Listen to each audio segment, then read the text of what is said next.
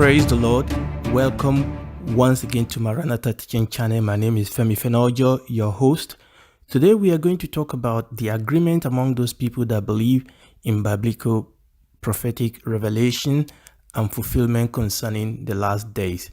Remember, we are not interested in the idealist who teaches that the book of Revelation and other apocalyptic writing describe in symbolic language the Bible, the battle throughout the ages between God and Satan and good against evil. The idealist approach believes that apocalyptic literature like Revelation should be interpreted allegorically. Neither are we interested in the preterist. The preterist teaches that the events recorded in the book of Revelation or other apocalyptic writings and prophecy were largely fulfilled in AD 70 with the fall of the Jerusalem temple. I am not interested in so-called higher criticism.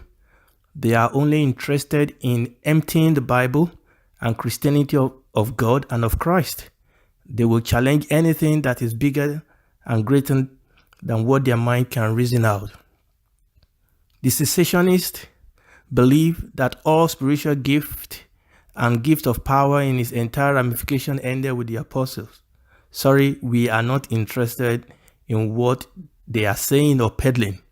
The group of people we are talking about today are those of us that believe in prophecy, that believe that the same way the Lord Jesus fulfilled prophecy in his first coming, that same way, according to prophecy, is coming the second time.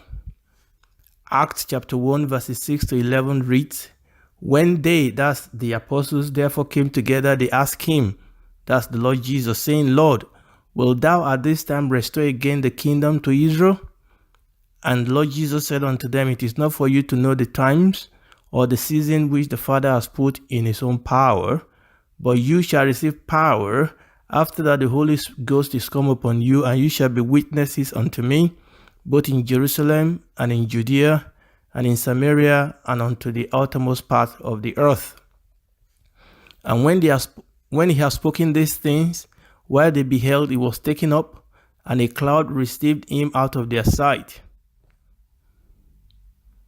And while they looked steadfastly towards heaven as he went up, behold, two men stood by them in white apparel, which also said, "Ye men of Galilee, why stand ye gazing into heaven? This same Jesus, which is taken up from you into heaven, shall so come in like manner as you have seen him go into heaven," this same Jesus.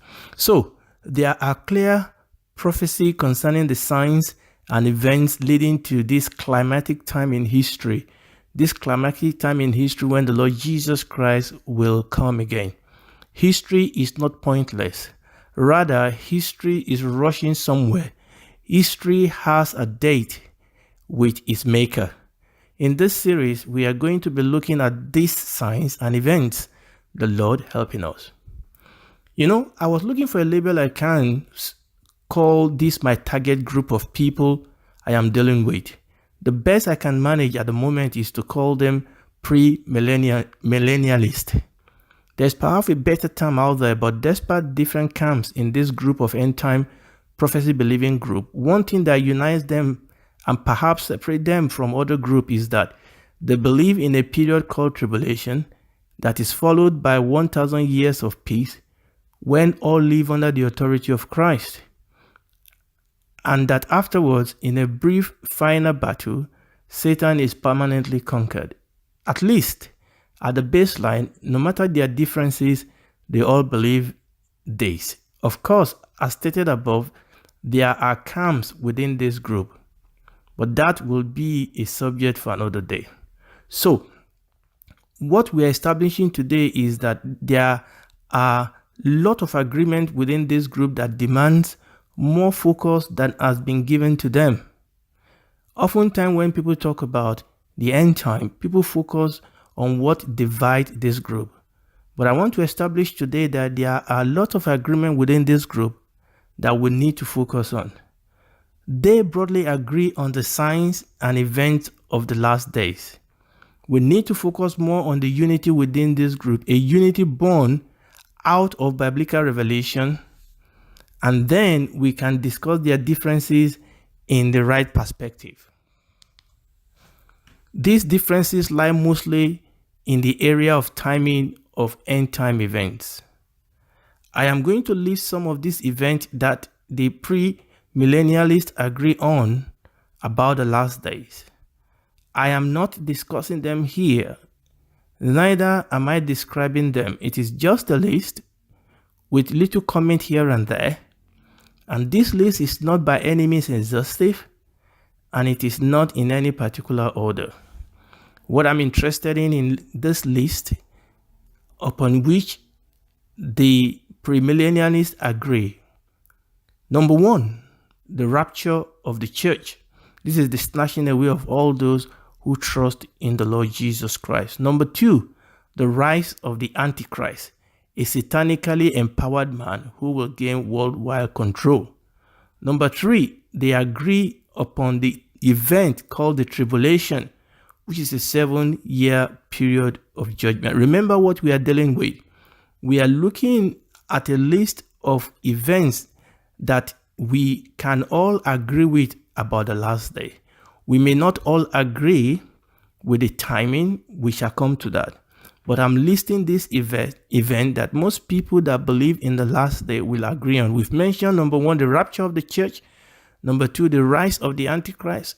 Number three, the tribulation. Number four, the battle of Gog and Magog. This is a great army from the north who, in alliance with several other countries, will attack Israel. Number five, the abomination that causes desolation.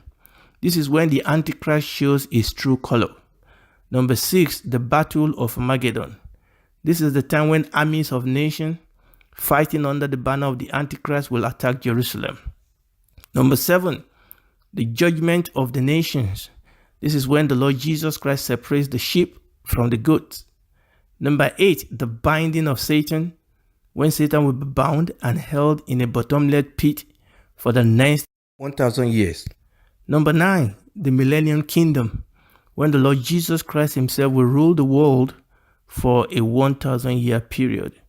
Number 10, the last battle, when Satan is released from the prison he has been for 1,000 years, and he will deceive the nations once again into rebellion against the Lord. Number 11, the great white throne judgment, when this is the time of God's final judgment. And number 12, the new creation, the new creation, when God completely remakes the heavens and the earth. Remember, this is just a broad list of events that most premillennialists will agree on. The list is not in any particular order, nor is it exhaustive. Where we need to start is to understand the reality of these events and the revelation of God, his person, his purpose, his plan, and his kingdom. I will take that once again.